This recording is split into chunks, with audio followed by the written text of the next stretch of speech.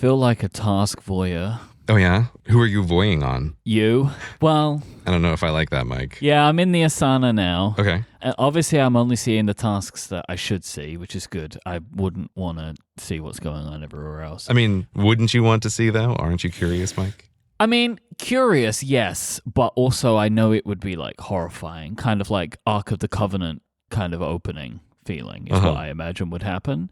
But I don't know why it's weird to me, but just seeing how somebody else adds a task and like what they put on that task, it's just a weird thing because I don't share like to-do tasks with anybody. And so now being in our shared Asana and seeing the way that you like the tasks that you create, which tasks have due dates, which tasks are assigned to other people, it's just a fascinating thing to see. And I am also terrified of it. Like, I don't want to put anything in there. It's a very intimidating place to be. I don't mean to intimidate you, Myke. It's not you. You know, I've never used Asana, so I don't yet understand how to deal with it, you know? Okay, well, so let me this is a good time. Let me try to shortcut you on a little bit of some of the things that I have been figuring out about Asana, having spent basically the last week has been a really intense gray industries kind of reorg, clean up, doing everything and like getting it all over into Asana, which is one of those things where boy, oh boy, has it made me realize this was way overdue because the number of projects and the number of areas of responsibility that I was trying to track in like different ways or across people was just so much that like bringing it all into one place has really made me like face the scope and size of like all of the things that need to happen. So it's been a real crash course in the move, but I could not be happier. But also I kind of wish I could have convinced me of 2 years ago maybe to get started on this. But the best time to plant an Asana is 2 years ago, and the second best time is now.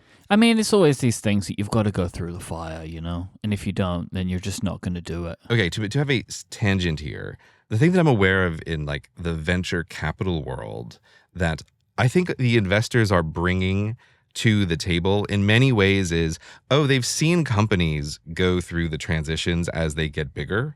And so they can act as kind of guides to try to make the changes before they're necessary. Yes, I have a very good friend who is a VC, and one of the things that I've learned in the many conversations I've had with him is it seems like a lot of what a good investor will do, it's providing you with structure, support, and paths to follow that a startup needs if they're going to grow into a real thing. There's a way in which when I'd heard this in the past, I always thought that was kind of this sort of person overselling themselves. But I just don't think that that's true anymore now, having done just like the teeny tiny version of having a thing that's gotten bigger and more complicated over time. Like someone else could have shown me 5 years ago, like, hey, you should do this now. This is clearly the way that it's heading, and this would like make a big difference. So it's funny, actually. I just had something like this come up like yesterday.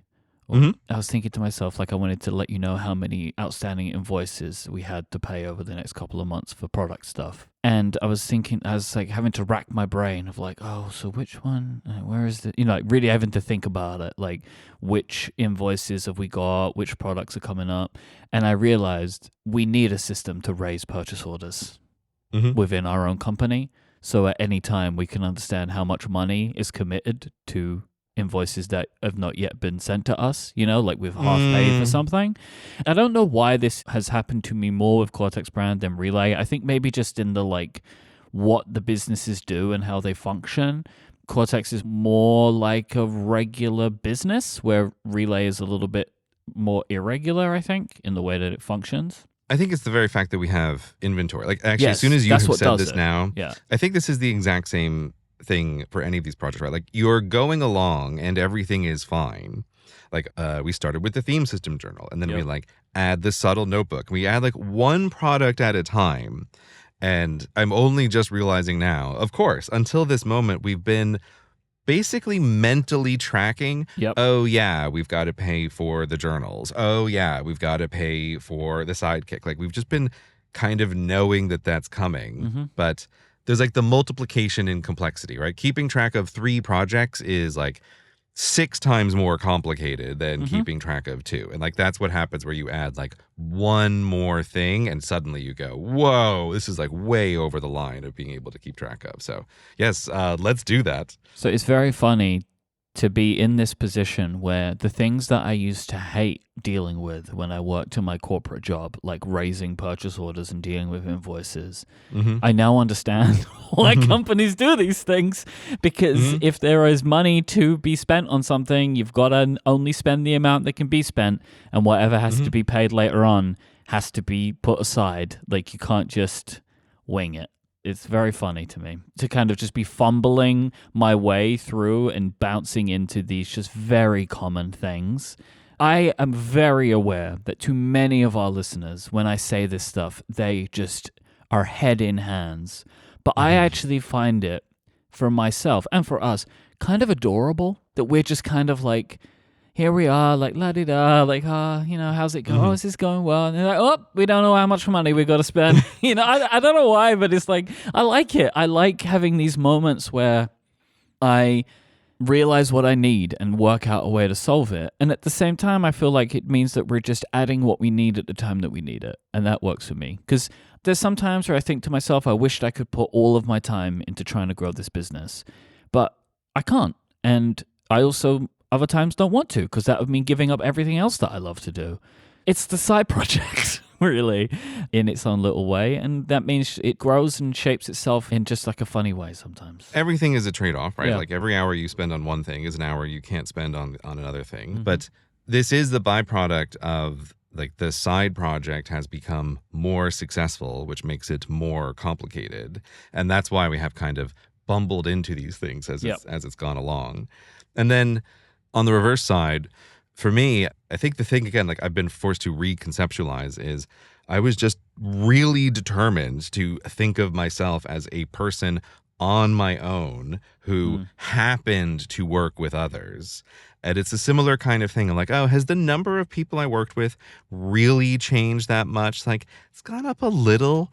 But it's like, oh, but the Cortex brand project has become more important as it's become more successful. So that has more involvement. Like there's more people vaguely over there.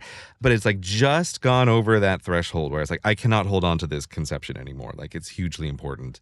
And also just very much realizing, like even on a small team, as things get more complicated, like, oh, why do big companies do all of this tracking stuff? Because in big companies, people have to be able to make decisions autonomously or semi-autonomously, having information at hand to do that. And when you're like a really small team, it's easy to just keep the communication lines always open. But as it gets just slightly bigger, it is now better to have like, this is where the information is. And so like everyone can know what everybody else is doing or like what's related to what's the current stock order, what's the current bank balance.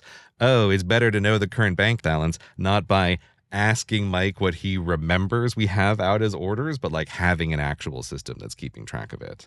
I think for both of us, like these things have just like gone over the line a little bit and be like, oh, okay, got to formalize it more. And there's a reason that like bigger companies formalize these things in this way. That is part of bringing Cortex brand into like the greater gray incorporated world of like what is going on over here. So welcome, Myke.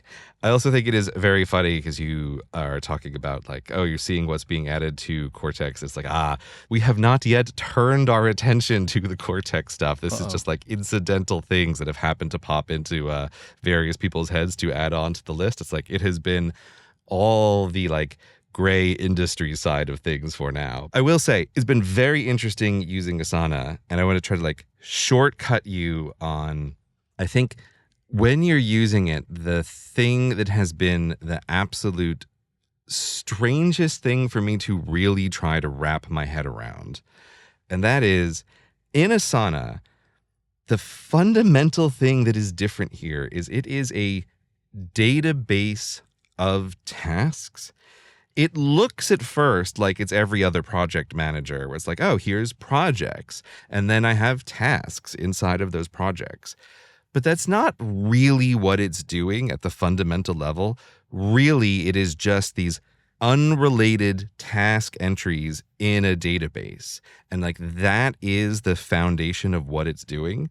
And so everything else, including the project that this task is part of, is functionally just metadata attached to the task. And that allows some really interesting things, like the thing that sold me of, oh, a task can exist inside of more than one project at a time, because it's really just metadata that is being added to it's not like a folder that the thing is in. And that has an enormous number of upsides. But the one thing that has been totally breaking my brain with Asana, which has really led to me trying to reconceptualize a lot of the ways I like set things up and think about things, is it means that there is no order to the tasks. They're just floating around in that database. I have never seen a task manager do something in that way where there isn't the canonical order of these things. You can kind of like force it to be in order in various ways, but it's not like the starting place. Like you're writing a list. What are you doing when you're writing a list of things on a piece of paper? You're putting them in order. Mm-hmm. It's like such a basic concept that I almost feel like I was blind to the very idea that everything I've been thinking about is a list in order. And that is not at all what Asana is doing. And I think that is like the biggest mental shift to get around. It's like, that is not how this works. It gives some really interesting advantages, but it is very strange to think about when you're actually setting things up for the first time.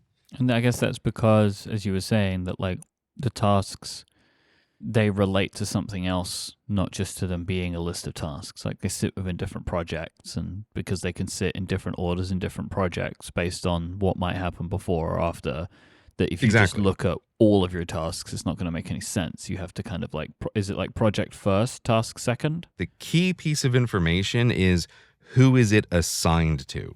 So a task is assigned to a person. So here's the huge upside.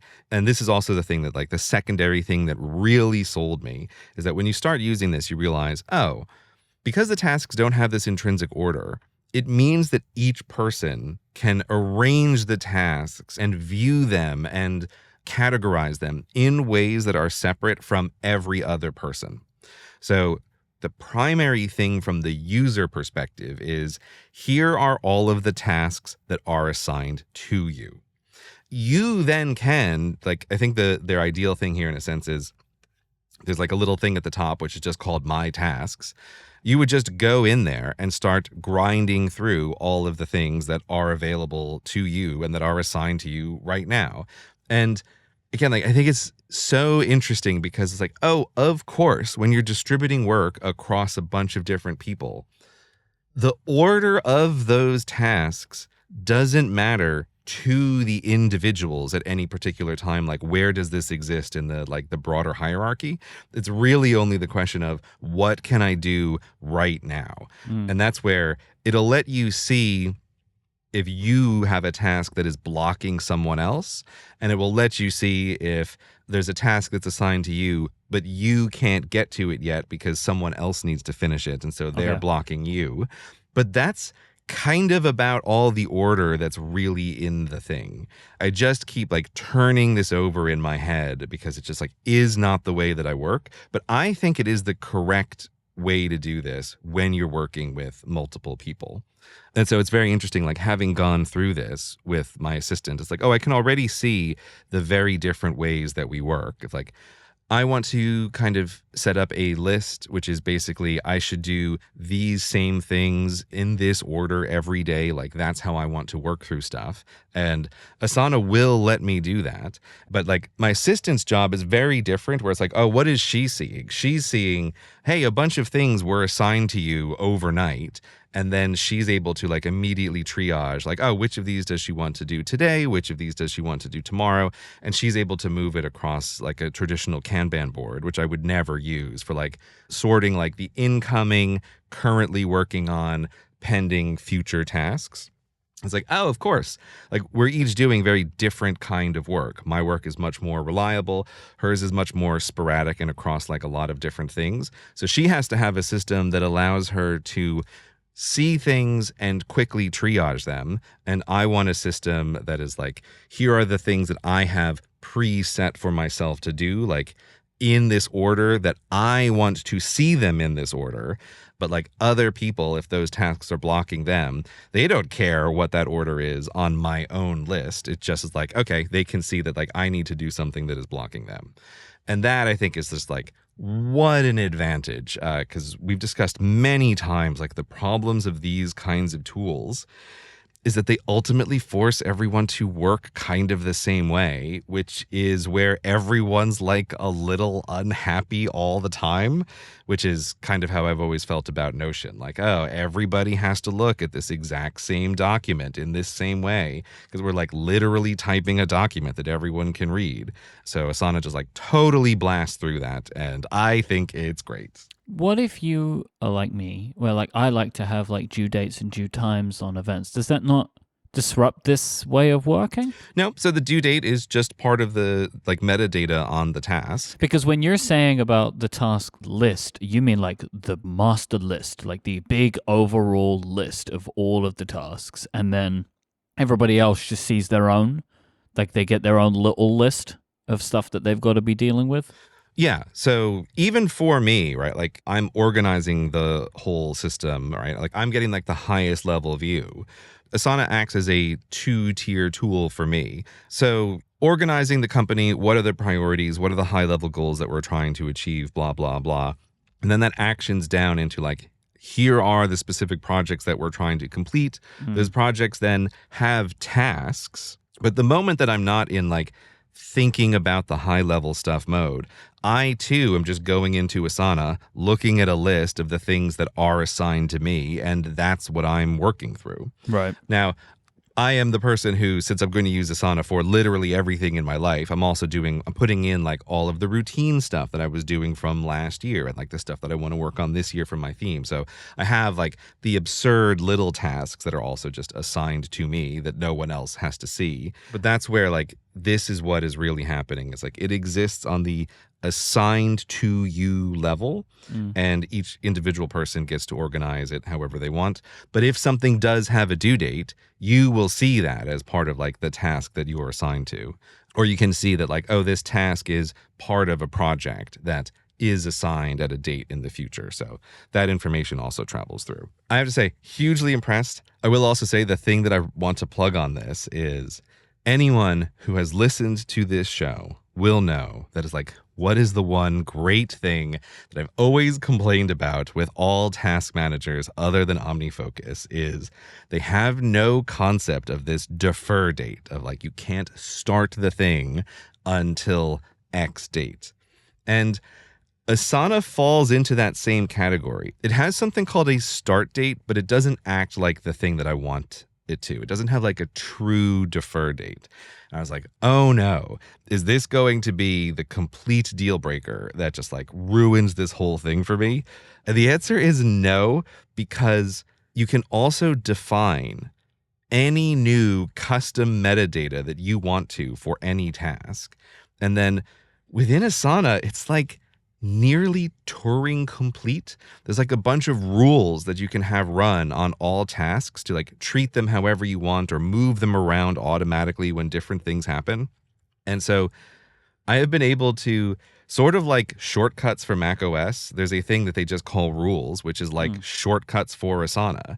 And so I've been able to program Asana to basically be custom to me, that all tasks that are assigned to me automatically get created like this defer date metadata thing. And then how my tasks are displayed to me depends on that defer date. And again, what is amazing is like no one else has to even know that this is happening to these tasks. Like this is just for me to like arrange them the way that I want it. But anyone else could do the exact same thing. Like if they have some picky thing that they want to add to the tasks, they can just do it on their end. And no one else has to even know that that's part of what's going on with these tasks or part of what's happening with this system. So I am hugely, hugely impressed with Asana. Only thing that I don't like is the iOS app, which is surprisingly limited in a bunch of ways. But I already have put in a little task for Asana to be like, seriously consider hiring an iOS developer to just make a better widget for Asana. So that might be a thing that comes to pass someday. I mean, the iOS app, like, you're probably not going to be doing all the big complex stuff on it anyway, right? Yeah, that's exactly it. Like, all I would really want is just a better widget and Right. maybe also just a thing on my watch. Like, I'm not trying to do all the complicated stuff. And Asana has like this API that lots of companies have written stuff against. So it's already been in the back of my brain of like, I'm invested in this enough. This is going to be the tool going forward. This might actually be the first time for me that it makes sense to try to like get a custom piece of software made to like solve a problem that I want with this thing. But other than that, very impressed, very happy. And you will be too, Myke. You will be too. This episode of Cortex is brought to you by Squarespace, the all-in-one website platform for entrepreneurs to stand out and succeed online. Whether you're just getting started or managing a growing brand, you can stand out with a beautiful website, engage with your audience, and sell your products, services, or the content that you create. Squarespace has everything you need, all in one place, all on your terms. If you do want to sell things on your Squarespace website, then you will want Squarespace payments. They make it so easy to manage getting paid in one place. Onboarding is fast and simple, as you would expect with Squarespace. You get started in just a few clicks to receive payments right away. Plus, you can give your customers more ways to pay by choosing from popular payment methods like Klarna, ACH Direct Debit, Apple Pay, Afterpay, ClearPay as well, depending on where you're located. If you are selling physical digital goods, you're going to want to know why and how many and how that's working for you, and that's why you will love Squarespace's analytics, where you can measure your end-to-end online performance with powerful website and seller analytics, get insights on top traffic sources, understand how your reach is growing, track sales metrics, and learn where to focus new engagement. It's all the data you need to scale your brand or business, fully integrated and clearly displayed. You can even have your invoices sent with Squarespace invoicing, meaning you can spend more time on growing your business, invoice your clients, and get paid for your services. You can then turn leads into clients with proposals, estimates, and contracts, simplifying your workflow and managing your services business on one platform. These are some of the incredible things you can do with Squarespace. You can do things from simple all the way up to complicated, and they make it easy the whole way through. Like, I have my own websites for Squarespace. I've been using them for 15 years, and most of the time I use some simple stuff. I just have like a landing page or some links, and it's super easy to get the design exactly how I want without me needing to know any code. But I've also been involved in having Squarespace stores set up as well, and they make that also incredibly easy. But don't just take my word for it. Go to squarespace.com and you can sign up now for a free trial. When you're ready to launch, go to squarespace.com/Cortex and you will save 10% off your first purchase of a website or domain. That is squarespace.com/Cortex when you decide to sign up, and you'll get 10% off your first purchase and show your support for the show. Our thanks to Squarespace for the continued support of this show and all of Relay. Back in 2018, Apple introduced something called Screen Time back in iOS 12. And the idea of this feature is that it would watch what you're doing on your device and give you statistics about it. The apps that you're using, the notifications that you get, that kind of stuff. This was all a part of like a thing that Google and Apple were doing at the time. I don't remember what they called it, but it was this idea of like, hey, we're looking out for you. Like, we don't want you to overuse your phone. Like, there was a phrase that they used. Digital well-being? Yes, I think, that's what it was. It was something like that. It's kind of like how every once in a while there's a year where like 3 movies on the same topic get released. It felt like that. Like every software company that year had like gotten the word about the good news on digital well-being and was like, we're here to save you ... from us? ... and also from anyone trying to make laws against us. So, because there was some pressure, there were like pressure groups being set up, like that kind of thing. I remember around this time. And so both at the exact same time, Google and Apple introduced these features of like looking out for you, suggesting you stop using apps, allowing you to set limits on apps and all this kind of stuff. And so then we decided, on episode 82, an episode called Screen Crimes, that we would share this with each other. So like I would share my screen time data and you would share yours with me. So you could actually see what our devices were really being used for, no matter what it was we said they were being used for. And I've really wanted to do this again. And so we're going to share them today. In preparing for this episode, I realized just how buggy this feature continues to be on iOS.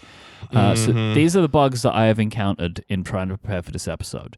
Screen time turned itself off at some point in the last few weeks. So I do not have a full 7 days data. I have 6 days because it just turned itself off. And I texted you and said, please make sure it's turned on because mine turned off. In general, it's still giving completely different information on all of my devices, even though they're all turned on. So my iPhone, my iPad, and my Mac, when I go to set the setting to show me the data across all devices, gives me completely different numbers. And there is some kind of ghost device that is currently reporting a 24-hour-a-day usage on a website, and I don't know where it's coming from. So these are my caveats. I ended up taking my data from my Mac because it gave the best overall picture of what I was doing. So I'm going to send you my screenshot now. You could look at mine first if you like. And I'll have the link in the show notes if people want to look too. What screen time is doing is 3 things. It's like your usage of applications, your notifications that you receive, like how many there are, and also what they call pickups. So when you use your device, what is the first thing you open when you use your device? Yeah, let me just also back up the bugginess of this system, which I just have not thought about this in absolutely forever. Yeah. I think since Apple rolled out the focus modes, I was able to basically not look at this at all because I was previously trying to use... Okay, I feel like Apple has these 3 or 4 interconnected systems that could really use a revamp. And it's like, it's the screen time, it's downtime, and it's the family sharing settings. It feels like all 3 of these are sitting on top of some shared database of like what's going on that is very buggy. I think screen time is the database. So like over the years, they have added features on top. So app limits, downtime, and focus modes all got added on top of screen time. And I think now screen time is this database of information which other things rely on, but itself needs to be looked at, I think is maybe the best way to put it. Yeah.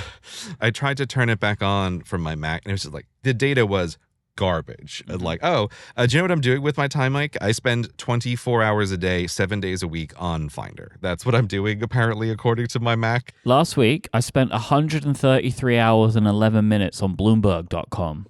I don't think you did. No, I did. I got to read the reports. I need to know. I'm hooked into the terminal. So yeah, I'm going to be giving you my phone information because that is like the only useful thing that I was able to get. So let me send that to you now. Very fair. I feel like my phone stuff is pretty accurate looking at just the phone, but how do you feel about this for all the things? When I looked at it on my phone, it felt okay-ish. And then when I wanted to try and get a bigger picture though, and I ended up finding the data set that made the most sense. Like when I was looking on my iPhone, it was showing I'd been using Safari for 3 hours in the entire week. And then when I looked on my Mac, it was like 8 hours, which feels also inaccurate, but better. So that was why I ended up going with this data set. Yeah, I know. But I'm just like, I'm finding my brain immediately breaking because it's like, 22 hours of daily usage is like, I don't even know how to start thinking about this. Yeah. Well, that's because of the 133 hours on Bloomberg. Yeah, I guess so. But even still, it's breaking my brain. I mean, the immediate one at the top of my list is the combo, the 1-2 punch of YouTube and Balatro. What's Balatro? Oh, Gary. Oh, it's a video game. Oh, you have brought this one up to me. I think you pitched this to me on an episode of Moretex. I just haven't gotten a chance to actually try it yet. Right. This was like wild card poker, but sort of what you were saying. It's like you get points for better poker hands. That kind of like a deck building poker game. Is that what it was? Correct. You're adapting your deck and you're adapting your hands via these Joker cards, which provide different properties to the way the points are scored, and it's fantastic. I love this game so much. I play it every day. I play it all the time, as you can see, nearly 10 hours last week. I play Balatro a lot whenever I'm commuting. I play it as a way to kind of wind down in the evening Like I play it all the time. And YouTube is paired with that a lot. And a lot of that YouTube time, of which there is 15 hours recorded last week, it's podcasts. So I watch video podcasts, and typically I will watch a video podcast in picture-in-picture while I'm playing Balatro. It's like a perfect pairing. I love it. Yeah. I have also found that YouTube is surprisingly good for podcasts in a strange way. Like, here's the advantage that YouTube has over like a normal podcast player that I've just become more and more sensitized to is I'm subscribed to like a ton of shows in my Overcast because I like to be able to just like have a big bank to draw from and delete everything that just seems boring and try to like find the thing that kind of like catches my interest, right? But the problem that I have with that is I just never really thought about this until I started listening to more podcasts on YouTube is if I have like a topic show and I'm like looking for the interesting topics and I'm like deleting the things that seem boring, the problem is I'm not able to know which of these episodes that seem boring might actually be super interesting because there's nothing like a view count. There's no even just like the algorithm is trying to bring me something to see that I might not have thought of otherwise. And I feel like that to me has been a surprising advantage with watching podcasts on YouTube is like, oh, I might not have watched this, but the view count is really high, so maybe there's something interesting here, or like it's bringing me things. And the very fact that YouTube brings it to me just gives it like a higher credence of like, oh, I'll try listening to that even if it doesn't sound immediately interesting. Or maybe like even just the thing of like, I don't know who this guest is, but YouTube thinks I might be interested. So like I'll give it a try and see if this person is interesting. And I'm just like increasingly aware of how in a traditional podcast player, I have access to none of that information. It's like, ironically, I'm doing more of a kind of self-reinforcement of listening to the same kinds of things with an unalgorithmic source like a podcast than the like YouTube algorithmic source. So I guess this is a long way of saying I'm not surprised to hear that like you're listening to a lot of podcasts on YouTube because I've also noticed like an increase in this behavior for myself as well. I find all of those ways you're talking about podcast discovery to be interesting. What do you mean? Well, because it's still not at all what I'm doing. The way in which I am consuming podcasts on YouTube is still very old school in a way. So it really is just one set of podcasts. So I'm a big fan of a podcast network called Kinda Funny, and they mostly do gaming stuff with some pop culture stuff. And they have a really wonderful studio, and they record in person in a studio. And so I just prefer to watch the video. And a lot of the time I'll have YouTube, like my phone locked, and I'm listening just walking around, and I might grab my phone if something happens and I want to see what just happened, you know, like maybe some kind of visual gag or whatever. But I really could just listen to them in Overcast as well, and it would be fine, but I just prefer having the opportunity to also watch the video. I do not use it as a recommendation thing. Like, I want to listen to all of their shows that I like to listen to. I don't kind of pick and choose that way, but I know lots of people do, and I think what you're describing is the reason that YouTube is becoming a bigger and bigger and bigger part of the podcasting ecosystem is because people want to consume podcasts this way. I think this couples hand in hand with the explosion in interview podcasts over the last 5 to 10 years, right? That like interview podcasts do kind of need this as a way to try and surface to people if a show is interesting. Yeah, they need it more, and they're well served by the algorithm in a way that like other shows are not. But yeah, it's why even when I'm thinking about it, YouTube is capturing for me maybe even now it's like, oh, the majority of interviews, I'm probably going to listen to them on YouTube, and like I'm less inclined to do interview shows in Overcast. My favorite kinds of podcasts are the ones that benefit from there being a long-running relationship between the hosts and a chemistry and a camaraderie.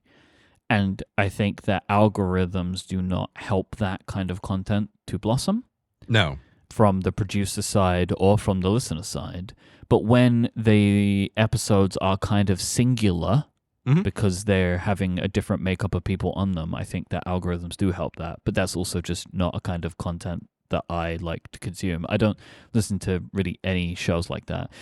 With one exception, which is a podcast called The Town, which is just an audio podcast, and it's about kind of like Hollywood news, and I really like it because the host is so good. But my favorite episodes are the Monday episodes where he has a fixed guest, like the same person every Monday. So, that is why YouTube is so high for me. I mean, along with all of the other YouTube videos that I watch, like YouTube is my number one source of entertainment. Like, if I want to watch something, if I want to watch something, it will always be YouTube.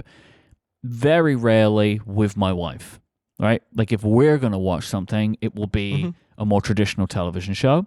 But if I'm watching something on my own, it's most likely going to be from YouTube. Yeah, that's the same thing for me. Like any solo viewing, it's like YouTube is the first port of call every time for like what is it that I'm going to be watching. Like the only time it's not is when someone I follow on YouTube has posted like members only content on like a subscription service like Patreon. Like, but it's like I still feel like that I'm still just watching YouTube. Then it's like still functionally the same thing. But yeah, it's like YouTube is totally the first port of call. That is the beauty of YouTube as a thing, which is YouTube is where you get the thing that's just for you. Like it's the what is the weird niche you care about that people in your life don't care about? It's on YouTube. Like you'll find it. Oh yeah. And that's why I believe it's like such a fantastic like solo viewing experience, because you can watch someone make knives out of like gummy bears, like because that's what you want to watch. Someone's doing it. You can go watch it. Yeah, and that's also why it is the solo viewing, because it just gets so tailored to you. It's like, yes, I want to listen to someone talk about their experience at a theme park for 6 hours. Like, great. Is that very shareable content? Normally, no. No, it's the kind of content that if you were to show someone you're watching it together, you feel kind of embarrassed. But like when you're watching it on your own, you're like, yes, where's hour 7? Yeah. But this does actually bring like a problem with this entire screen time system, right? Which is Overcast is 20 minutes right down at the bottom. But that's not accurate, right? Yeah. Now, that is not accurate. All it is measuring is what is on your screen. It's not measuring what is being used. And I think that is a fundamental problem with a system like this. Yeah. Because like I've never tried to set an app limit on Overcast or like an app that you use in the background. But my thinking would be that I could put a 10-minute app limit on Overcast, but listen to it in the background for 4 hours. So I have just had a flashback to using this system, and I literally tried to do exactly what you're saying. Put a timer on all kinds of media consumption, including Overcast. And you are correct. I ran into this exact problem of like, I only want to listen to Overcast for an hour a day. Well, guess what? I'm never going to hit that limit because I'm not actively using the app for an hour a day. This episode of Cortex is brought to you by Google Gemini. I tried Gemini a couple of days ago, the Gemini Live, where you can talk to it. And it really is wild to have a full-on conversation with this thing. I was messing around and asked it to give me some ideas for hosting a party during the holidays. And when it started giving results, I could just stop it and say, okay, but what about something low-key for a smaller group? And then it just adjusts to that, and you can keep going until you get an idea that you want. I think that's what I would use it for most. Brainstorming things. It's so good if you don't know where to start or you hit a wall. You just go to Gemini. It helps you get the ball rolling. But you can use it for all kinds of stuff. If you want to learn something new, you can have it give you advice. Ask it to explain Bitcoin in simple terms. Or you can have it quiz you on microbiology. Imagine being a student and you've got this personal tutor on hand. It's hard to explain. You really have to play around with it, see how it listens to you, responds, adapts to your style of conversation. Just try it out. It's free. Our thanks to Google Gemini for their support of this show and all of Relay. There's another place where you can get statistics that are kind of like this. So in the battery statistics. So I just went in the last 10 days, I've had 15 hours of Overcast usage based on battery statistics. Oh. But 20 minutes in screen time. And also in the last 10 days, 28 hours of YouTube. Because 14 hours is in the background because I'm just listening to it like a podcast. Right. And so like, if I wanted to set an app limit on myself, or this is also used in parental controls on somebody else, I could set them 10 hours a week on YouTube or whatever, but they could just listen infinitely in the background. Now, I don't know if that's necessarily what you would be concerned about, but if you were, this system doesn't provide that for you, you know? I completely forgot that there's this totally parallel system, and I'm just going to send you. I'm going to send you what mine looks like because there's definitely bugs in this system. So here's my battery usage from the last week because I was like, oh, this will be interesting to compare. And it's like, oh no, this data is all garbage, but for a different reason. I have this wild bug that I have tried to fix multiple times. I have contacted the developers for the app Portal, which is this audio player. And my phone is convinced that I am running this audio player 24 hours a day every day.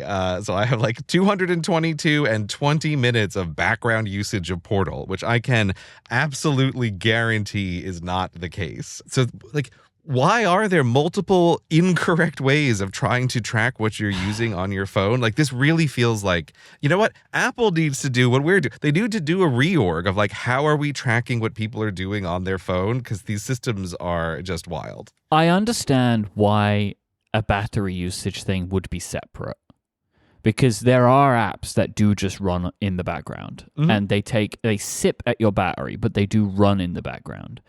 But then you do run into the situations that we're talking about where there are apps that are explicitly designed to run in the background that then do not show up in your screen time, which is essentially a log of your usage. Or maybe what actually needs to happen is there are two different things, but there needs to be an overall usage set of data. Like, I understand why you might want to just track something that shows on a screen, but what about all of the usage of my phone? Like, I wouldn't personally feel a need to do something with it, but, you know, if you wanted to consider your digital well-being, maybe that would be, I need to consume less content, right? Yeah, you need to know how you are actually using it. Yeah, and you can't. You can't get that data in a reliable way. I mean, let alone the fact that these systems don't work very well, but even if they did, it still wouldn't be the accurate set of information. Yeah, so I feel like that is, from the moment I was looking at this screenshot of your stuff, like that's the thing that's been in the background of my mind. It's like, what is this even showing actually? And it's showing some strange subset of all of the data when what we would actually want is usage. Because that was exactly what I was trying to do when I was using downtime. And I remember it particularly being around media of like, oh, I want to limit media consumption. But actually, the vast majority of my media consumption is audio, which is completely untracked by this whole thing. And meanwhile, every single second that Finder is on the screen on my Mac is like diligently logged as though I am there, just like staring right at it. Yeah, it's just like not giving what we would really want. But there is still stuff in here which is interesting. Like, for example, the fact that last week I spent a cumulative hour in email looking at the way this is broken up, from 30 minutes to the mail app, and then like another 20 minutes to Readle, and then another 25 minutes to Spark. So what is also happening here, because these are different apps on different platforms, they're trying to work out like the com dot something is like, that doesn't exist on this platform. So it's like trying to work out what it is. But you can kind of work out that between Smart Email, Spark, Desktop, and Mail, there's 2 entries for Spark and 1 entry for Mail. And I think that's great. And we're going to see it as we go through my notifications and pickup data. The amount of time I spend in email is just less and less over the years. And I like seeing that data there. And like in an entire week period that I only spent an hour in email just is so much better than it has been for me at other different parts of my working life, which I love. Yeah. That is like kind of what I was thinking towards, is it still seems to be like the activity data is like just not very helpful. No. But the notifications and the pickups is actually trying to get at something true. And I feel like it's particularly useful for the phone. Like the phone is the absolute epicenter of like the usefulness for notifications and pickups. Like I completely forgot that it was even tracking that. And it's like, oh yeah, this is a thing that I do want to kind of review every once in a while. Oh, you know what? I should create a repeating Asana task to like do that, just to like check this out every once in a while. Because Myke, if you say you want to do something, but you don't actually capture it as an actionable item that you're going to fit somewhere in your life, like what are you even doing? It's not even true. You've not even done it. Boop, assigned to me, straight into my tasks. But this is the stuff that is like significantly more interesting. And I feel like once again, Myke is a very popular boy. 2,000 Well, again, notifications from messages. it's probably like half of that, right? Mm-hmm. Because it is double counting some stuff. Like I just looked on my iPhone statistics for last week, and on my iPhone I got 700 notifications for messages, not 2,000. But it is probably around 1,000, I would expect. But what I do find fascinating about that is I have a bunch of group threads on mute. So like I get so many more messages than this, which that's funny. But yeah, I mean, but that doesn't surprise me. That is how I communicate with people. I like to send messages. You know, you're not going to find tons of phone call data in here because that's not what I'm doing. Yeah. And then kind of like going down, Abode is my home security system, which is also why like the home app is up there because we get lots of notifications for like doors opening and closing, windows opening and closing, that kind of stuff. Okay, that's what that is. I didn't realize. Okay. Due and Todoist, they're doing their thing along with Clock. It's like that's all my alarms. I have to think about how many alarms I set every day, but you can kind of average it out. That's like 10 alarms. I was just like we were 6 days worth of data, 63 alarms. Okay. It takes 10 alarms to get a Myke out of bed. You know what? Whatever you got to do, man, to get out of bed. If it takes 10 alarms, that's what it takes. Soon it's not going to be alarms. It's going to be one little person that's going to be getting me out of bed. I'm not going to need alarms anymore. We'll see. Yeah. WhatsApp, that is one that's creeping up the list. This is just as a function of meeting new people in London. Yeah. People don't use messages here. They use WhatsApp. Like that is how everybody communicates. It is only becoming like more and more prevalent that like WhatsApp is moving up and up and up in my life as a communication system. Like I was thinking about this. I would be very surprised. I put this down now and we can check it later on. I would be very surprised if WhatsApp was not on my home screen when we do State of the Apps this year. Oh, interesting. Okay. Yeah. And like this is a thing of like I'm already getting a sense of like my home screen is going to look very different by the time we get there, because there's like a few apps that are already starting to vie their way into being very likely to be moving to the home screen. So I'm going to have to find like 2 or maybe 3 apps to remove from my main home screen. That's the thing. WhatsApp is going to be one of them, I think, that makes its way in.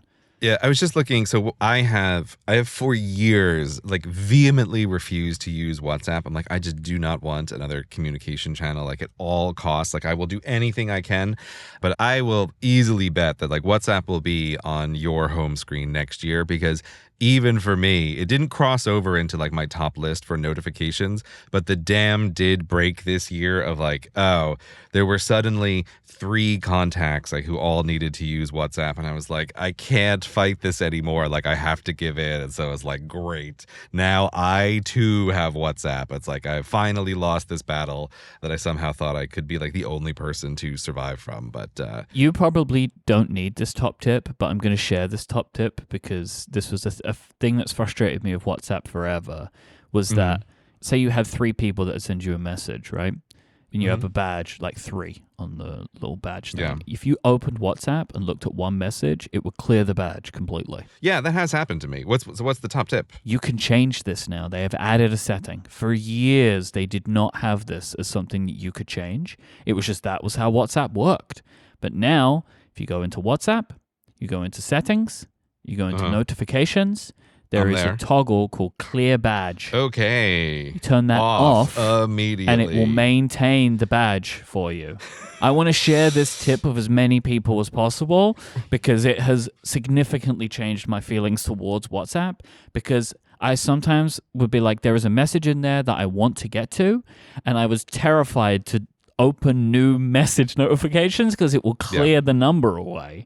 And then I would forget that I had to go and respond to a friend about meeting for lunch or something. Thank you so much for that, because I have already, even with just a few contacts in there, that's already caused me problems several times, precisely because I'm not using it a lot. So I've accidentally cleared some, and then I don't get back to it for weeks because it's just like it doesn't come up that often. So great. That is immediately using that. Absolutely insane to me that they didn't do it this way and then added the feature and didn't make that the default. It's still I don't understand why they think people want to live their life that way, but Apparently, the developers of WhatsApp do. I don't know. That feels to me like user engagement. Like that's what they're trying to go for, right? Is like someone has a spreadsheet where they want to do something like messages per opening and they're trying to optimize for it and then like not taking the badge away. I don't know. But I just don't know why you would care about that if you made WhatsApp. Like they're not selling something based on engagement. Yeah, that's true. Maybe it's just Yeah, just a bad decision that they made. I have Whoop in here, which I know is a thing that people will ask about. I'm wearing a Whoop band. I don't know what I think about it yet. This is something that we will talk about later on in the year, though, I think. I was bullying you to give it a try. Yep. So I wasn't sure if you ever really did, so that caught my attention straight away, is that you've got the Whoop, but we'll save that. I wear it every day. We'll save that for a future conversation. Ooh, interesting. Duolingo, sitting down there. I don't understand how Duolingo's only on 15 notifications, because I feel like Duolingo is always up in my business. Yeah, that's their whole deal, isn't it? Maybe I'm just very good. I am on a 403-day streak of Romanian. Very good. Foarte bun, in fact, you could say, Gray. Yeah. I couldn't help but notice that the New York Times word game thing was on there. I'm just curious, which game is it for you? Because I have recently gotten like completely addicted to one of the games, and I just wanted to know if it's the same one. Which one is it? So I wouldn't say I'm addicted, but me and Adina tend to play together the mini crosswords. Oh, the mini crosswords. Okay. So I got my mom a subscription to the New York Times games a couple of years ago because she was playing Wordle. Mm-hmm. And this was just one of those things where, you know, you pay attention to, like, especially with parents. I want my mom to stay as sharp as she possibly can, right? Mm-hmm. And she does. She's a very intelligent woman, and I want that to remain that way. And when I got a hint that she was really into word games, you know, I'm like, all right, great. And so I bought her a subscription, and she plays all of them. I think Spelling Bee is her favorite. Every time I play Spelling Bee, this is without fail, I fall asleep. The game sends me to sleep, so I can't play Spelling Bee anymore. But we signed up for Connections. Like, I was playing Connections and signed up for that, but then found that the mini crossword is my favorite. Okay. So I was just shocked that I signed up for this because I just hate word games. It's like I have always felt like I should be the kind of person who does crossword puzzles, and I cannot do them, partly because my spelling is just absolutely atrocious. There's just like something about word games I cannot do, have never enjoyed any of them. But the one that did get me, which I love, is the Connections. So if you haven't played, right, they give you like this 4x4 grid where there's one word written on like each of these squares. And what you have to do is find 4 words that belong in one category 4 times. So at the end, you will end up with like, you've correctly put together the 4 words into the 4 categories. And it's a game like I will really push it of. You have to play it a few times to kind of get what the game is after. But what I really like is I feel like it gives the satisfaction that people are getting out of crosswords, which is something like, oh, that was a really interesting question that led to this word in an unexpected way. Like it feels like that's the satisfaction that people get. But I don't have to spell or come up with the word. The words are there, and it can just be very satisfying sometimes to go like, oh, that's a way that these 4 words are connected, which I never would have thought about. So like, yeah, it took a little while, but boy, I really like it. And I don't know if it's true, but I honestly feel like it kind of makes me better at writing because it's just getting me to think of words in different ways than I would normally do. Because that's the whole key to the game is like, yeah, there's the obvious thing this word is, but there's some secondary or tertiary meaning that also lines up with the secondary or tertiary meaning of 3 of these other words. So A+ word game, the only word game I have ever enjoyed. If you've never played the mini crosswords, I do recommend them. Like, it's just enough crossword. Myke, I have one question. Am I required to spell words? Yeah. Okay, it's out. This is out for me. You don't like doing that? I am incapable of spelling words, so no. It's not even a choice. I just literally can't. I understand. I mean, we all have our strengths and weaknesses. Like, if there was any number, like all the number games, nah, it's not happening. I just can't. Numbers I can't deal with, you know? Like Sudoku was on there. It's like, nah, you're okay. I'm not even going to bother. Don't even. Right. But I like Connections too. Strands is fun. if you've never played Strands? Do I have to spell? Well, it's the spelling in reverse, right? Why would you even? Spelling in reverse? Do you ever play word searches? The word searches, is that also like a kryptonite kind of thing? Myke, you know what you have to know how to do in order to search for words? Spell them. You have to know how to spell them. But connections, you have to read them, which means you need to know how to spell them. Look, Myke, I can read, right? Yeah, so you can read by looking at a word search, right? No, it's all different, right? Because I'm basically trying to spell the word one adjacent letter at a time. The word search is somehow the worst version of all of this. It's awful. Okay. Okay, let's take a look at your pickup data. Not surprisingly, messages at the top there, given all of the messages that you get. Good old Instagram still holding strong in the top 3. Love Instagram. Oh, and what is I want to do some kind of like the WhatsApp pickups per messages sent ratio, very high. So yeah, WhatsApp is totally climbing the rank of priority for you there. Yep. Oh, you're on Blue Sky Social. So you're over on the Blue Butterfly. I don't know any of the lingo for Blue Sky Social. Blue Sky is my current favorite text social network. Mm-hmm. But if we jump back over to app usage, you'll see 56 minutes an entire 6 days. Right, so not a ton. No, I mean, they all have their app limits of 15 minutes a day, and you can see in that data that I'm not going over it. So I'm still really happy about that. Like, 3 hours in the week for text-based social media, I think is amazing. Especially for someone who works in the tech reporting industry. Yeah, that is absolutely amazing. Yeah. Like, that is fantastic to be holding the line on that one. That's really good. But I do feel that this is where some of the data is just not helping me out. Because, like, I know I'm spending a ton of time in RSS, and, like, Reader is down there at, like, 20 minutes. And it's like, that's not right. Like, there's right down at the bottom. But, like, I just know that what I am doing is spending a lot of time going through RSS. As my way of getting news. I do not rely on text-based social media to get news for my work anymore, which is what I was doing years and years and years ago.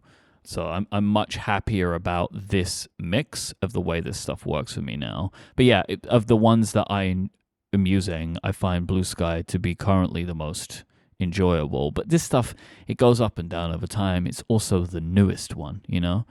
I didn't want to do many comparisons, but I do want to make a comparison. So back when we did this the first time, back in 2018, I spent 7 hours a week on Twitter. Oh, wow. I didn't realize it was that bad. Yeah. Spending a full workday on Twitter. Yeah. Oof. Right? So, like, I think that is a pretty great difference of, like, a thing that I have worked on over time, where now it's like, it's half of that with 3 services. Yeah, that's way better. That's good. Yeah. And that's the kind of stuff that these systems should be helping you work towards. So, that's really good. This episode of Cortex is brought to you by Fitbod. If you're looking to change your fitness level, getting started can be tough, which is why I'm pleased to let you know Fitbod is easy and an affordable way to build a fitness plan that is made for you. Because everybody has their own path with personal fitness, so Fitbod makes sure to customize things to suit you exactly using information about you, your body, your experience, your environment, your goals. These are all stored in your Fitbod gym profile. Fitbod uses this information to adapt your program as you improve, making sure every workout remains challenging and pushing you to make the progress that you're looking for.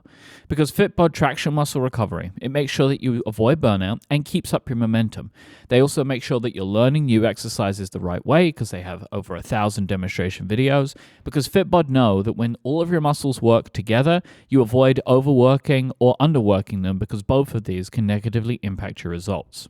Fitbod builds your best possible workout by combining AI and exercise science. They have analyzed billions of data points that have been fine-tuned by certified personal trainers. The Fitbod app will track your muscle fatigue and recovery. It will design a well-balanced workout routine for you, and also it's going to mix up your workouts with new exercises, rep schemes, supersets, and circuits. Not only does this keep you on top form, it also keeps your workouts varied, so you're not going to get bored of them. And this is what I love about Fitbod. I don't like to do the same thing over and over and over and over again. I find it boring and I don't find it very engaging. But at the same time, I want to feel that anything that I'm learning new, I can be confident in. And that's why I love how well the Fitbod app talks about how to do every exercise, shows me videos, and makes it really easy. Personalized training of this quality can be expensive. Fitbod is just $12.99 a month or $79.99 a year, but you can get yourself 25% off a Fitbod membership by signing up today at fitbod.me/Cortex. So go now and get your customized fitness plan at fitbod.me/Cortex. That is fitbod.me/Cortex for 25% of your membership. Thanks to Fitbod for their support of this show and Relay. Okay, let me take a look at yours here. I think the first thing that I'm immediately drawn to is the name of your device's 3 emoji, tick fun star. What are you asking about? What does that mean? I'm just like, what is this code? So I've settled on 3 emoji scheme for basically all of my devices. Okay. Okay, again, this is another one of these things. I have always had I'm realizing now I'm about to say this right after the part where I'm like, I can't play word games. But I was about to say, I've always had a real war on words. It's why I've never liked the words below the app icons, which we could finally get rid of. It's even why, in my to-do system, I use a lot of emoji to represent tasks. Like in my time tracking, it's the same thing. And so I recently redid all of my devices to be like, I don't need to have the names of these things. I can just use 3 little icons to represent what they are. The check mark is still a little bit of a legacy thing because I was actually just doing a physical cleanup of all of my devices and re-going through each one of them. And so as I was doing it, I was just doing the green check mark to be like, okay, I've gone through this device. I've changed the settings. I've updated the name. So that's eventually going to go. But otherwise, it's just oh, it's a little iPhone, and then it's the star icon because this is the newest iPhone. I still have last year's model around, so I gave that one a brown rock, right? It's this is the old one, right? And then this is the new one. So all of my devices now, I have some little emoji code for which device is this, and then some little emoji just to represent where does this live or what is the device's primary purpose. And I've done that with the different headphones because I have the different AirPods. And again, maybe it's because I read words out loud in my head. I've always just felt like reading words is kind of slower and less clear. So I've been really happy with this, even going through things like the Bluetooth connection and just switching headphones. I find it visually much easier to parse. I want to connect to this headphone, which is represented by these emoji, rather than reading the words. This is the AirPods Pro 4 with noise cancellation, and this is the AirPods Pro 2, but the new one, not the old one that you thought you lost and had to replace or whatever. So that's why I have that weird device name, but I like this as a system. I am not recommending this as a system to anyone. I was immediately drawn to one thing in your list. Mm-hmm. 50 minutes on Sonicare. Oh! Do you have an app for your toothbrush? Okay, so this is brand new as of that week. The newest Sonicare toothbrush has an app which I cannot believe they are convincing me to use. You do have an electric toothbrush? I have a Philips Sonicare. Okay, so you have a Sonicare. So you know how it does the little boop boop, right? And it's so you're brushing your teeth and then it goes boop boop and you're supposed to move on to the next zone? Yeah, okay. I wasn't sure if you meant the boop boop for the zone or the boop boop for too hard. Well, yeah, there's also boop boop for too hard. I feel like that's not quite a boop boop. That's more like an sound, right? It's the toothbrush is freaking out in your mouth because you're pressing it too hard. My one has a little light that shines on the bottom to kind of also grab my attention. Yeah. So I sort of vaguely knew that there were the boop boop means you're supposed to move to a different zone. And I've used Sonicare's Philips toothbrushes for years. And I just made up my own zones. And yes, I'm I have this. It's all right, I start here, then I move to here, and then I go to here. I have my own little process based on, I don't know, the intervals that it's giving me, I guess. I was this one I'll do the inside of my teeth. This I was just doing my own thing. Whatever, Sonicare, I have no idea. But I recently got their new top of the line Sonicare toothbrush because I need to replace my old one. And the instructions was really pushing the app, and I thought, okay, let me just give this a try just out of pure curiosity. And so I was okay, number one, now I know what the zones are supposed to be. But the thing that I actually thought was worth trying for a while is that if you're brushing the teeth with the app, it's actually able to keep track of how long and how hard are you really pressing in each of the zones that it wants. It's it can tell which way the toothbrush is angled. And if you're going along with the zones, it then knows, are you doing the front or the back of the teeth? And interestingly, like it's keeping track basically of, is there some area that you're always giving like slightly short attention to? And then every once in a while it does like, hey, you should do a makeup session, and it will tell you like, just spend 30 seconds right here. It's like, I think that's interesting. This is funny. I explicitly have avoided the one that comes with the app. Because I'm just like, I don't want an app for my toothbrush. Like, I just don't. I really don't want that. So, like, I agree. I'm not sure that I'm going to keep doing this going forward, but I thought, you know what? I am going to give this a try and just like see it for a little while. I think the biggest problem, though, is just realizing how when I'm brushing my teeth, I want to be on my phone doing literally anything else than looking at the toothbrushing app. Is like fundamentally the conflict of like, what do I want to be doing? It's like, oh, I want to be going through my like morning routine checklist, or like I want to be listening to a podcast. Like I want to be doing something else. It made me kind of realize how much brushing my teeth was totally on autopilot of like, I never really want to think about this task at all. So I've given this a little bit of a try, but I'm not 100% sure that this will be like forever going forward in the future. But as far as toothbrushing apps go, I think it's about as good as it could be. So what we do know is that you spend 50 minutes a week brushing your teeth. 2 minutes twice a day times 7. Oh, I guess that's not that far off. Yeah.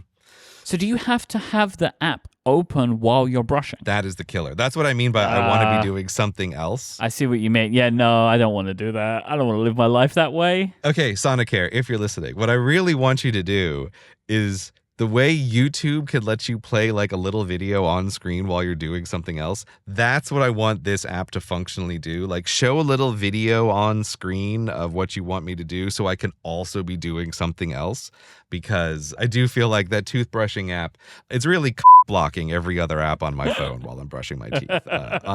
So don't love that. I love that Asana is your most used app of the last week. I mean, it really ties up what you were talking about earlier on. I think that's amazing. Yeah. So ideally, this shouldn't be the case, right? This is like setup week. Yeah. This is where I was really realizing like trying to get the iPhone app to work the way I want, to display in widgets, like the things that I want in the particular order. It's functionally not really possible without just like a lot of work, which again, I may be able to automate through rules, but probably not. But ideally, your task manager should not be the top thing on your phone. It should maybe be like top 1 or 2 for pickups, but it shouldn't be like this many hours. But this is entirely the like, oh, I had my computer open and I'm making changes, and then I'm keeping the phone open and seeing like, oh, how does that update in the app? Because they're just like weirdly different. How does this look in the widget? So that's why that's there, but that's not the way it should be like permanently going forward. Something I cannot understand is how I have 117 pickups for messages and you have 115. Now that just doesn't feel like that can't be possible. It should be the case for both of us, because I get the impression you just don't use messages for days. And so I don't know what you're doing over there. It's either way under counting yours or way over counting mine in some way. I don't know. Because that doesn't make any sense. I mean, because again, we now have like the actual numerical measurement here that I am like 1/4 as popular as you. So I should not be picking up messages as frequently as you. No. Remember, as I said, that is overcounting for multiple devices. No, it's undercounting because you have all those group threads that you're also muting, right? Oh, yeah, so, that's true. I'm That's true. at least 1/4 as popular as you. So I like this. I don't understand that number either. Just looking on my iPhone for last week, 637 messages, 114 pickups. You are at 657 messages, 115 pickups. Did I accidentally screenshot your phone for my pickups and notified? I don't understand. Even how is though this I possible? don't understand at all how they could be so close, like the fact that you're using messages apparently as much as me. I don't know who you're texting. It ain't me. But there's also something funny about that of like that 650 number to about 110 pickups. Like there's like a correlation there that must be like just a standard number for pickup to notification ratio that occurs between people. I guess so. I don't know. Yeah. There's something statistically significant about that one, I guess, considering the fact that we use messages, I think, very differently, but yet notification to pickup ratios, that's very weird. That is very, very, very weird. Yeah, the only thing I can think of that might, it still seems like it's an overcounting, but I functionally don't use messages anywhere other than my phone. Like I've turned it off on my computer and iPad. So like I'm just never ever interacting with it anywhere other than the phone, which might be like falsely pushing a bunch of activity here that you have distributed across more things. That's But true. it still Yeah. feels very wrong. And I wasn't even thinking about it, like looking at the screen time, like 4 hours of messages also seems very wrong, but I don't know, whatever. What was my time in messages? 3 hours, 13 minutes. You're just like texting up a storm these days. That's what I'm recognizing. I think I screenshotted your phone. I think that's what happened. Well, no, the reason I know is because it's your phone is because Slack EMM is still in there. I can't believe you're still using that. Why would I ever change that? One, I'm just very surprised that it still exists. So this is the enterprise version of Slack that you can sign in to any Slack account with, right? Like you're just ready to sign into a regular Slack. It's not an enterprise Slack. Yeah. So yeah. you end up with 2 Slacks that you can control individually. It's incredible. I can't believe that that is still a thing that exists. You know what? I am realizing, though, I should probably change that. So I originally did this to have like my Gray Industries Slack separate from the notifications for the Cortex Slack. But I realized like I don't think actually now the settings are different anymore. Like I think both of them are just doing the same thing. They're going to Notification Center. So I should probably just have it in one because it is annoying enough times that I'm opening Slack and then I want to go to the other one. So I should probably change that. And also, I think since we first spoke about this, Slack has put in more native notification management than they would have had them. Yes, I was like, yeah, what else has changed? That is the other thing. They've gotten way better at the ability to do that. Okay, I'm deleting Slack EMM off my phone right now. Well, don't forget to sign into the other Slack account, though. Done. That is the end of the task. Absolutely nothing else to do. Great. It's just that was the last time we ever heard from him. This episode of Cortex is brought to you by ZocDoc. Have you ever woken up at night with a tight pain in your neck, or yet another day of a persistent cold, and immediately turned to the internet for advice? We've all gone down that rabbit hole, but it's time to get the help and care you really need with ZocDoc. ZocDoc is a free app and website where you can search and compare high-quality in-network doctors and click to instantly book an appointment. We're talking about booking in-network appointments with more than 100,000 doctors across every specialty from mental health to dental health, primary care to urgent care, and more. You can filter for doctors who take your insurance, are located nearby, are a good fit for any medical need you have, and are highly rated by verified patients. Once you find the right doctor, you can see their actual appointment openings, choose a time slot that works for you, and click to instantly book a visit. Appointments made through ZocDoc also happen fast, typically within just 24 to 72 hours of booking. You can even score same-day appointments.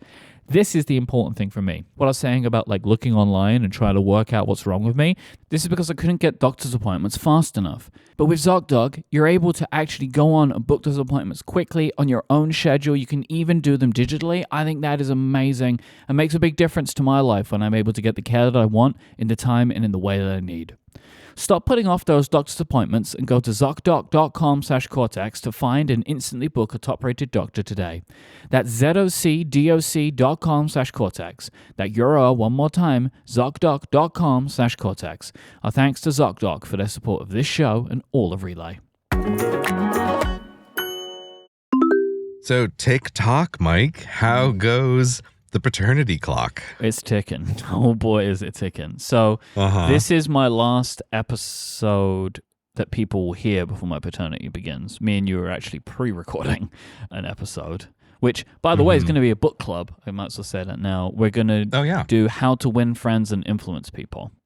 So that is going to be the next episode of Cortex, which will be out sometime in March whenever I can find the time to post it. Yeah, give it a read. Probably the most famous self-help book, maybe? I don't know. It's got to be up there in like the top. More than 7 Habits? I think more people would have name recognition for How to Win Friends and Influence People than 7 Habits. 7 Habits might be better for the business people, but I feel like general populace, How to Win Friends and Influence People's got to be more name recognition. I'm very aware of the title of the book and I'm very aware of the book having existed. I think of all of the books that we are reading, it is the one that I even knowing the title is what I do. I have no idea what this book is actually about. Oh, interesting. Okay. Like, I can make a guess based on the title. What would that guess be, Myke? What do you think the book is I don't about? really know how that translates to a book in a way, right? Like, because the title would suggest to me it is about kind of manipulating people, I think. But, like, I don't know if that's what the book's going to be about. So I'm intrigued to find out. So that's going to be our next episode. Wow. So cynical, Myke. That is actually the final podcast I will record before my paternity leave. I'm last in line with that one. I didn't realize. Okay, so nothing else afterward. Did you really expect that you wouldn't be? Like, realistically? I mean, I guess that does seem kind of inevitable. Yeah. I'm sorry. Don't apologize. I'm just happy that we do have a plan to pre-record something, you know? So my paternity leave, in the way in which it will be, is planned to be about an 8-week span. Okay. So this will be 2 weeks where I don't really want to hear from anyone. And that is kind of like from when the baby is born, not the first 2 weeks of my paternity leave. Because my expectation will be I will probably have about a week of paternity leave where the baby isn't here. And that's just kind of like the final preparation time and also the true danger window. Oh, I see. Right. Okay. Yeah. You know, different people do it in different ways, but because I'm affording myself such a long period of time, I am going to give myself a little bit of time beforehand. You know, I'm going to do a full deep clean of the house. You're clearing the way for babies. Exactly. Yeah. And like we're doing stuff like that now, but this will be the final things before I'm going to take care of them in those few days. And then I'm expecting probably 4 weeks that I'm calling like with contact. And then maybe a week or two of kind of like staging back in. Now, the biggest thing though, for this whole period of time is I won't be recording podcasts. That is as we know from my time tracking, my biggest time allocated is to the preparation, recording, and editing of podcasts. So this will give me most of my time back. It's also the thing that takes me out of the house the most, which I don't want to be doing during this time.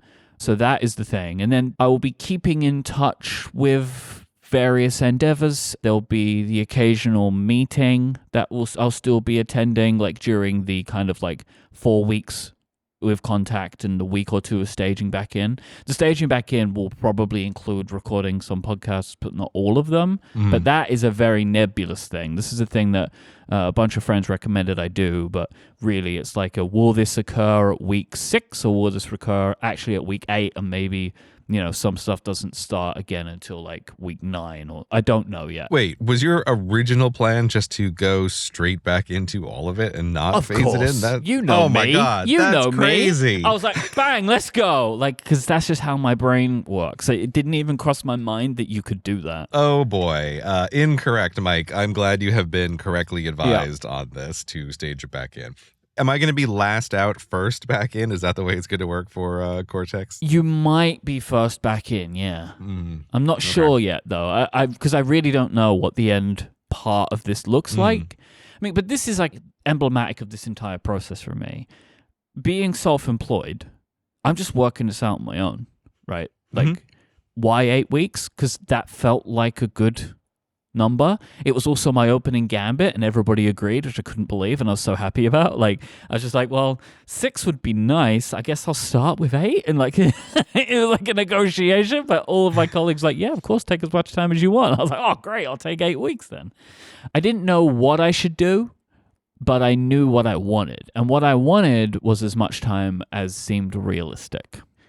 This is a very important thing for me to be able to spend as much time as I can in the beginning of building my family. And there was also this thing in my mind, which was if I can't take a really long time, kind of what was the point of doing all of this? Yes. Yeah. Why build your own career for a decade if you then can't take an opportunity like this, you know? And there was a part of me that was like, you deserve this. Like, you have gotten yourself to a point where you can do this, so you should do this. Oh, yeah, 100%. I feel like we talked about this in the very early days of Cortex, but that the danger of being a self-employed person, which like does happen to most self-employed people, is that you end up just building this kind of cage for yourself that in many ways can be much worse than like the job that you left if you were trying to do it for like freedom reasons. Is like, oh boy, you can be the person that everything hinges on, and now you can never take breaks. And like, you have to be so careful in constructing your career to be able to do that. And it's like, yeah, if you are able to do that, Myke, is like, yeah, 100%. That is because you have made that possible. And like, this is the time to take advantage of it if there ever is time. Yep. And I consider myself to be incredibly lucky that I am surrounded by the most supportive coworkers and that everyone is just making it work.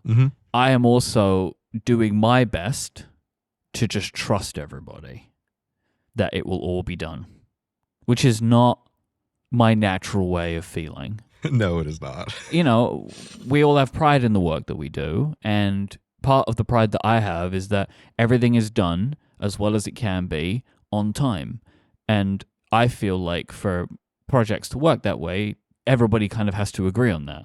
Like, part of my role in a lot of the shows that I have and a lot of the projects that I have is the person who makes sure that this is done, make sure that that is done, and gets it complete. And it's not the case of all of my projects because Steven is more that person than me. So like on Connected, he does all of that. But on my other shows, I tend to be like the driving force, the producing force. And so for that time period, I'm kind of like handing everything over to my co-hosts, and I trust that they will get it done because I know it's important to them too. But typically, say I'm away and something is happening, I will kind of be checking in on it, you know, or like keeping my eye on it. Yeah. But I am choosing for this time period. I know everyone can handle this, and I am going to turn my attention to the thing that is more important to me during this time. Yeah. But that's not easy when you've been the de facto project manager for most of the podcasts that you're working on.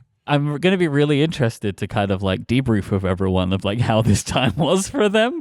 Like I was talking to Jason the other day and he was like, he was very sweet. He said, I'm going to miss you. He said something along the lines of, I think I'm going to realize how much, like in doing everything, kind of realizing like what we both bring to the table, which I thought was very funny. I mean, I do want to ask, because the thing that caught my attention straight away is you said here, like the first 2 weeks, this is a very strong statement for Myke. No contact. I was just like, what are the boundaries of that? What do you really mean? Like no contact with anyone? Like what does that mean to you? Because that's a very strong statement. For those 2 weeks, I don't want to hear from anybody that I work with unless it is an absolutely critical emergency. Okay. Like there are other people that can answer questions. If they can't, then you can get to me. Okay. And I feel like it's important to be that strong because then it makes people question if something truly is an emergency. I kind of want people to just work it out on their own because it's unlikely you're going to hear from me anyway. You know, like even if you got something you want to say to me, that time period, there is only one thing that I want to be focusing on. And I want to put all of my energy into that. And I don't want to be thinking about work. I would suggest, if you haven't thought of this already, that this is a good time to have your assistant act as the firewall. Yes, we're doing something like that. Great, right? Because it's like, if she's the first point of contact, I think it helps just put a little bit more resistance to people just messaging you. Yes. So let me explain how this is going to work. So for Relay, it's not needed because there is an infrastructure that already exists and everybody knows. Like no one's going to need me, right? Like they know they can go to Steven, they know they can go to Carrie, they know they can go to Kathy, and realistically most of the time people would go to one of those three before me anyway for most things. So like for Relay, it's not so much of a thing. For Cortex brand, that is the way it's going to work, that everyone's going to go to my assistant. And also something that is going to be happening, which when it was originally pitched to me was a horrifying idea, but I really came around to it quite quickly, is my assistant is going to be managing my email from my paternity leave. Great.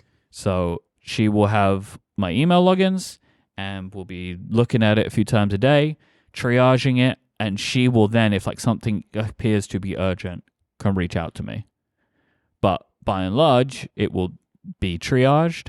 She will put in Slack things that maybe I want to know if I want to just go and have a look, right? Like rather than open the email. Mm-hmm. But then whenever I do get to my email, there will be just the stuff that is important for me to see, even if it's not necessarily urgent, but is important. So that is like a big part of it. But realistically, everyone in Cortex Brand will know they can go to her and she will get to me if it's needed or just collect things up. And with Relay, the structure is already well in place. And that realistically, these days, people, they don't need me for this kind of stuff. Like, everyone's pretty self-sufficient anyway. And typically, if something urgent is needed, it's very rarely me that has the answers anyway. It's like, if it's technical, Steven is doing it. If it's ads, Kerry is doing it. And those are the two most urgent categories, yeah. But then, like, that's what I said, the urgent things then are like something quite bad is happening, you know? Mm-hmm. And these things can happen. They do happen. And I will just hope that they don't happen while I'm on my paternity leave. It was funny that there was something similar. So Stephen took a sabbatical earlier this year. Mm-hmm. In part because I was going to be taking a break. And so it felt good to be able to give him some time too after the podcast-a-thon where he really put a lot into it last year. Mm-hmm. And I think within 3 or 4 days, our entire website broke. The whole thing. No. The whole thing. It was just 100% unresponsive. And I know a few things to do.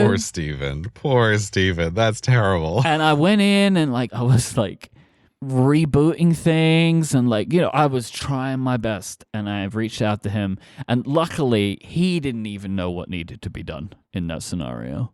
And so then we got our developer involved, and it was just a random chance that an update had failed on the server kind of thing.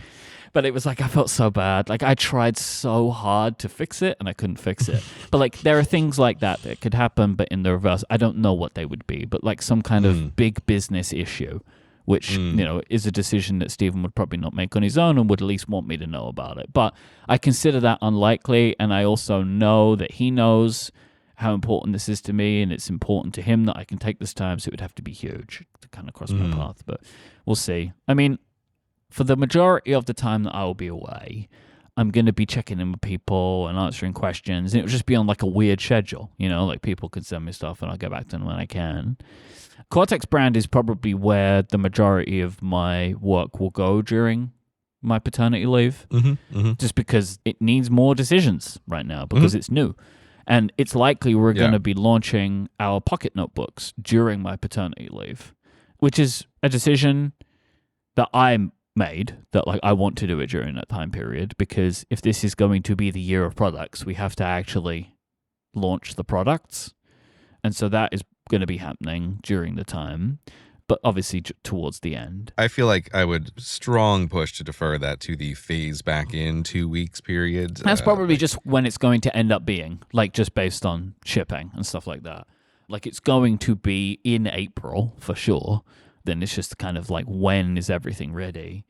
But luckily, it's good in a way, because with the way that things are timing up, it means there is work for everyone to do while I'm away. Images to be taken, copy to be written, stuff that everyone can just be getting on with, which is all of the things around a new product launch, and that I can then start reviewing as I'm kind of about a bit more, things that are a bit more asynchronous, and we can kind of take our time with it. We're not on a time crunch. All of the pieces can be put into place for when I return. Because everybody that works with us, they're working on hours, right? So they're billing us for their time. And something that I was nervous about in months and months ago was I didn't want my paternity leave to result in nobody being able to bill any hours.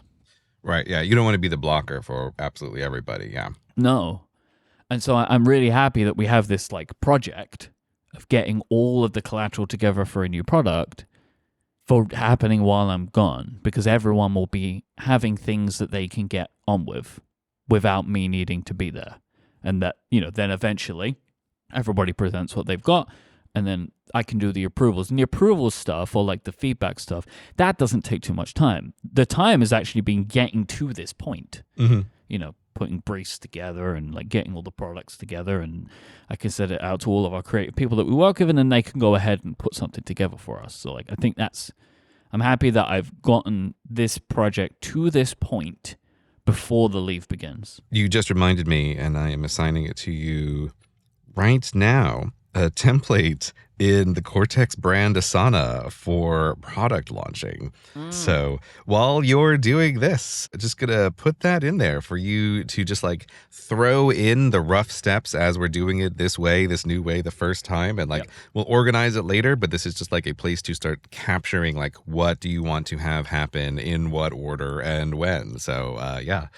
There you go. There's something assigned to you right now in Asana while you were thinking about it. But yeah, might as well do this for the Pocket. It's like our little product launch. It feels like it's the perfect one to start with. And yeah, if you're going to do it for the phasing back in time, we need to get on this. Love it. So aside from the thing that I have just assigned you, though, how do you feel about clearing your calendar like this? I mean, this has got to be like the biggest no work intentionally time you've had, like since the start of Relay, since the start of working, maybe? I mean, I don't even know. Ever. Yeah. Yeah. It's got to be like your absolute biggest break. How are you feeling about it? Yeah, the biggest break I had before this was my honeymoon, which was 2 weeks. After that, I then, like, you know, every year we'll take like a week or two that will be completely away from work, and I'll take up breaks and stuff. So one, I would say I'm really looking forward to having the opportunity to detach from work and the news cycle for the period of time that I'm going to have. I think it's going to be a good refresh for me for when I come back. What I'm looking forward to is like the way I'm going to get news about the topics that I care about is by listening to the podcasts that I'm not on. I think it will be fun. So I'm not going to read like RSS during my paternity, but I will listen to Upgrade. I will listen to Connected, right? Like I'll listen to the Pen Addict and we'll hear what is happening that way, which I'm looking for. I'm actually really looking forward to that. It will be fun. That's a funny thought. Yeah, you get to experience the show as a real listener does. Which I always get when I'm on vacation. But even when I'm on vacation, I'm still kind of like keeping up a little more. But this time it's like gone. I was like, that's not the same. Yeah, you're still doing more. The biggest fear that I have, or like the biggest concern that I have from my work during this time is like more of like an imposter syndrome-y thing. It's going to be a long time on my weekly shows where I'm not there. And it's like, will people prefer it? That's what I get in my head. I mean, I don't know if you could hear the sound of me rolling my eyes at the words imposter syndrome. I have no patience for this concept. What your real fear here is replacement syndrome, right? Yeah. That's what your fear is. Yeah. That like people are like, oh, I much prefer it without Myke, or I much prefer the show with this guest or that guest. And this comes from the fact that like sometimes when I'm away, people say these things. And I get it, right? Like there are maybe certain pairings that you prefer. I don't think everybody has to like me. Like I'm not unrealistic, right? In the way that I think about the content that I make, because I'm also a consumer of content too. And I have preferences about the pairings or the people that are as part of projects that I like and don't like. You know, I get that. Yeah, it's just like a weird thing. It's like a long time. And I know that that's going to be in there. Or maybe I won't care. I don't know. But it is something that I am nervous about a little bit, because it's like a weird thing to do, to take such a long time away from these creative projects. Yeah. I mean, I think you do have the different problem of you will actually be subbed in. So for rolling my eyes at imposter syndrome, it's like I do get it. And of course, given the way that the internet is, everyone will tell you their opinion on everything. And like with an audience size large enough, you will hear every version of everything, which means like, yep, you're sure going to hear from the people who are like, I like the new guy better. That's just going to happen. But it is the sheer way that these things go. I know I'm going to have so many people, because I'm already having it, tell me how they're going to miss me, but they're so excited.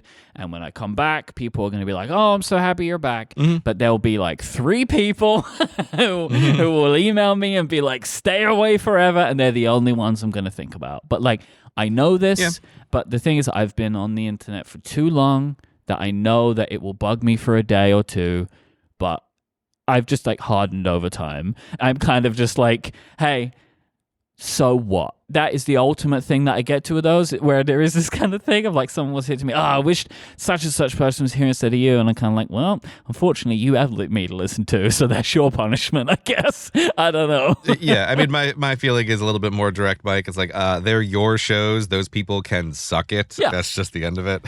I don't know. But like outside of that, it's like business disasters, but I don't really worry about that. The more realistic thing from a business perspective is like, what are the little things that get missed and how long does it take to realize? But they're also going to be handled. Like, it will just be handled, and I know it will be. Yeah, and again, definitionally, if they're little things that get missed, they're little things. They're not business disasters. So I feel like it's definitionally fine for this period of time. So, yeah. I feel like you have nothing to worry about, Mike. I'm very confident in your paternity leave. What could go wrong? I know it's going to be fine. I genuinely know it's going to be fine, but also it doesn't matter because I have something that I care more about, right? Like ultimately the reason for all of this is for this time period and for the next little while and then for the rest of my life, there's something more important than me. And I don't know how that's going to feel yet, but like, I'm more aware of it than before, you know? Like, I'm more aware of this feeling that my life is about to change, and I'll see what it feels like on the other end of it. And I'm curious to know who that man will be, because it's not the one that's here right now. And I feel very confident of the fact that I am about to undergo the single biggest change of my entire life, and nothing will ever come close to this after. And so we'll see. What could go wrong? Cortexans, this is the end of the show, but it doesn't have to be. There's more. Just go to getmoretex.com and you can sign up now. You'll get longer ad-free versions of the show. In Moretex this time, I talk a little bit about themes for parenthood and more about how ready I feel for this next step in my life. Go to getmoretex.com and you can sign up now, support the show, and get longer ad-free episodes.